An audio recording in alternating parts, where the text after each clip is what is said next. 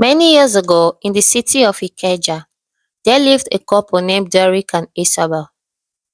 Dr. Derek and Isabel had once been the perfect couple, young, ambitious, and deeply in love. They met during their university years when Derek was a promising medical student with dreams of working abroad, and Isabel was a charming, intelligent woman from a modest background. Derek was smitten by her beauty, and despite his demanding studies, he showered Isabel with love, promising her a future filled with luxury and stability. Isabel, though she loved him, had always been drawn to a life of affluence. She had grown up seeing her mother struggle, and she swore never to live a life of lack. After Derek graduated, he quickly climbed the ranks, earning a scholarship to specialize overseas. By then, he and Isabel were married, and he promised to return home often, building a life where she would never have to worry about money. But money wasn't the only thing Isabel desired. At first, Isabel was content, enjoying the financial comfort Derek provided. She moved into a luxurious home, shopped at high-end boutiques, and became part of Lagos' elite social cycle. But as the months passed and Derek's visit home became less frequent, Isabel felt the sting of loneliness. Her loneliness turned into resentment. While her husband was saving lives in foreign hospitals, she was alone, waiting. The glamorous parties she attended made her realize that wealth wasn't enough. She wanted admiration, passion, and excitement.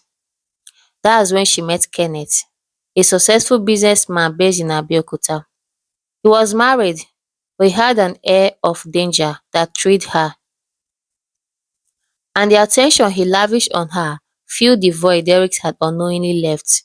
But Kenneth wasn't the only one. Over time, Isabel entertained multiple men, wealthy clients, high-profile businessmen, even Derek's closest friend, Richard. Each man gave her something Derek couldn't: present, spontaneity, and adventure. When Isabel discovered she was pregnant, she panicked. She wasn't sure if the child belonged to Derek, Kenneth, or Richard, but she needed stability, and that meant ensuring Derek believed the baby is his. She carefully timed their intimacy so that when she finally told Derek about the pregnancy, it seemed plausible. Derek was overjoyed, vowing to be there for her. What she didn't know was that Derek had already begun suspecting her.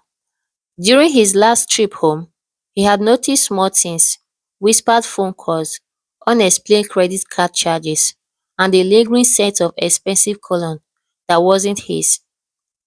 He had remained silent, waiting for the right moment, and that moment was about to come.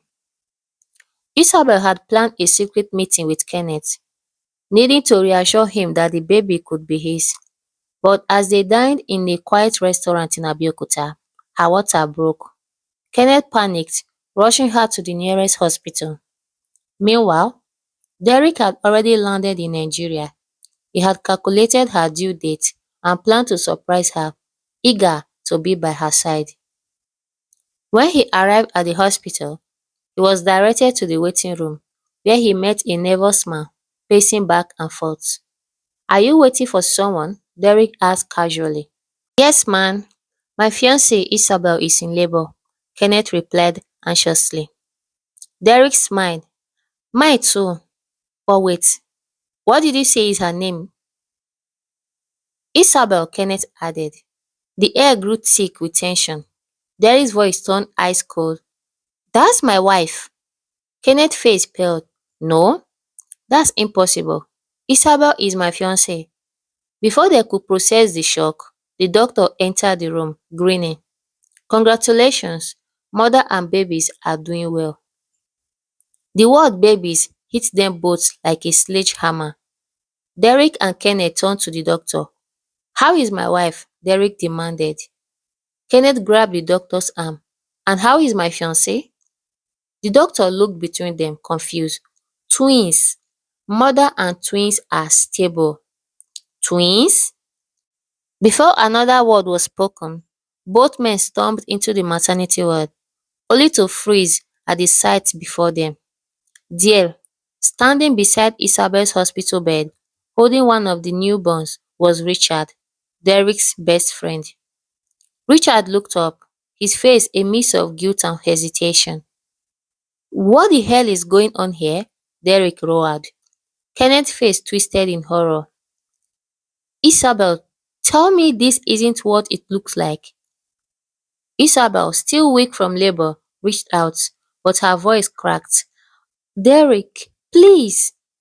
Derek's heart pounded as he turned to Richard. "You? My best friend?" Richard exhaled sharply. "Derek, I was going to tell you." "When? Before or after I raised your children?" Kenneth let out a bitter laugh. "So neither of these babies are mine either?" Tears welled in Isabel's eyes. "I never wanted this." Derek's fist clenched. "You never wanted this? You did this for 3 years, Isabel, with my best friend?" Richard stepped forward. "Derek, I swear it wasn't meant to happen like this." Derek turned to the babies, innocent, unaware of the chaos surrounding them. His smile derailed. And then, his vision blurred. His knees buckled. And darkness was what he saw next. Derek woke up to the staring brightness of an emergency room. The faint beep of heart monitor echoed in the background. As his vision cleared, he saw Richard sitting beside him, his face pale with worry. "Get away from me," Derek growled. Richard signed. "I know you hate me, and you should, but there is something else, something you don't know." Derek clenched his jaw. "I don't want to hear another word from you." "You have to," Richard insisted. "It's about Isabel." Derek exhaled sharply. "What now?" Richard hesitated before saying, "She isn't who you think she is." Derek's blood ran cold. "What the hell are you talking about?" Richard took a deep breath. "The reason Isabel came into your life wasn't by accident. It wasn't because she loved you.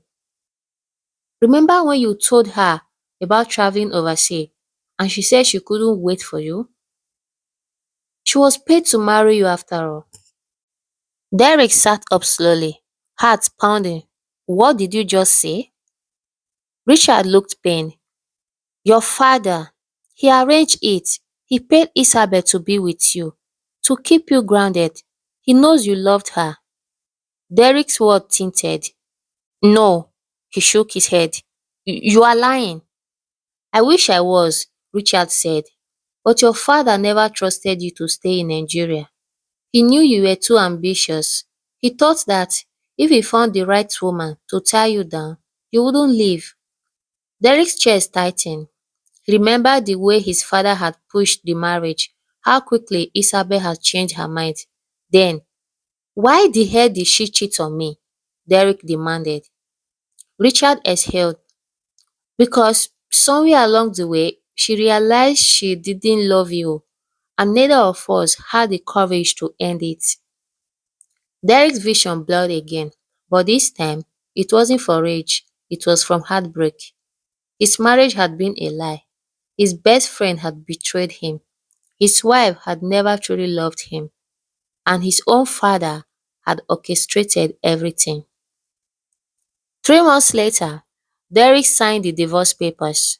He didn't seek revenge. He didn't fight for custody. He simply walked away. From Isabel, from Richard, from the life he thought was his. As he boarded his flight, leaving Nigeria behind, he realized something. Sometimes the best revenge isn't anger, it's freedom.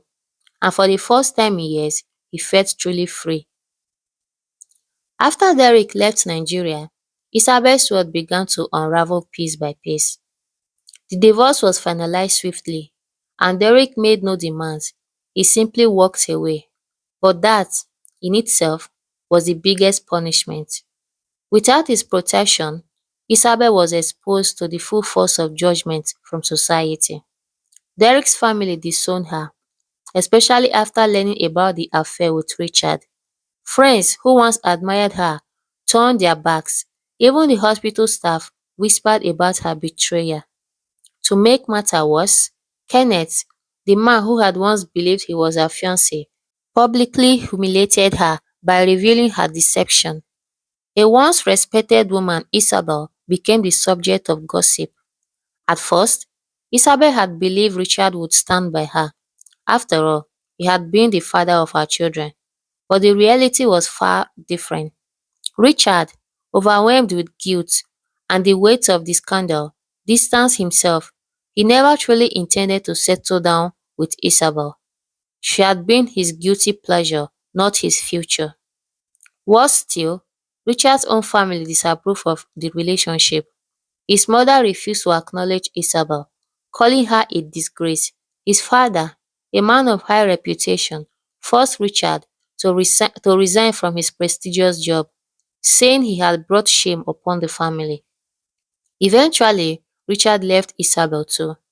She had lost everything: her husband, her lover, and her dignity. Now a single mother of twins, Isabel found herself struggling. Derek refused to raise another man's children, so the full weight of responsibility fell on her.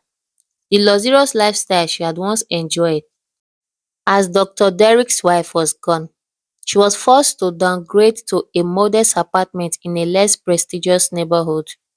Without Derek's financial support, she had to rely on her own skills. She applied for jobs, but no hospital wanted to hire her due to the scandal. Eventually, she started an online business selling skincare and wellness products, trying to make ends meet. Kenneth, still bitter from the betrayal, made sure that Isabel never found peace. He exposed her message and love letters to him, proving how she had lied.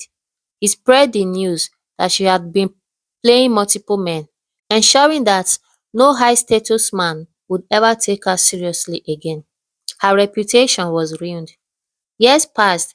Isabel watched from afar as Derek rebuilt his life overseas. He remarried, this time to a woman who truly loved him. His career flourished and he lived a fulfilling life without the ghost of betrayal. Meanwhile, Isabel lived with constant regrets. She had traded a stable life for temporal pleasure.